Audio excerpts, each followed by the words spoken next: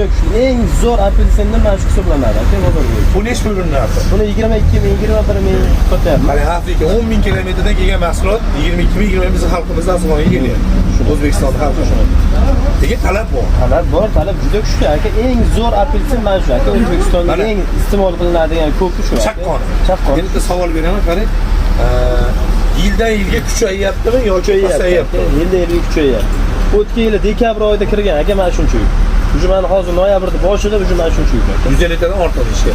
Endi qarang, shuni o'zimizda ham mana hech bo'lmasa 50% shu mevani o'rni borda, bizda ham masalan Surxondaryoga qaysi mevamiz tushadi yoki Vodiyga yoki Toshkent viloyatlariga-da mana aka hammasi mana aka ortyapti mana.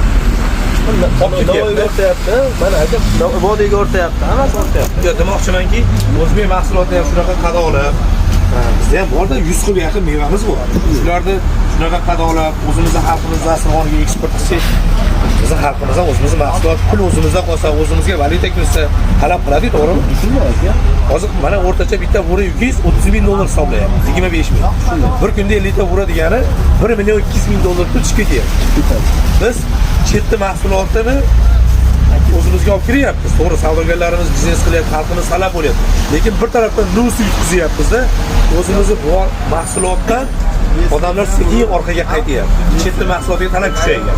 Shuni unutib qo'ygan. Qadoqdan qolyapmiz, sifatga urg'u qaratmayapmiz, hamma narsani yutkazyapmiz. Shu oqsonlanish bizni o'z bozorimizni yo'qotib qo'yganligimizni bitta dalili bu.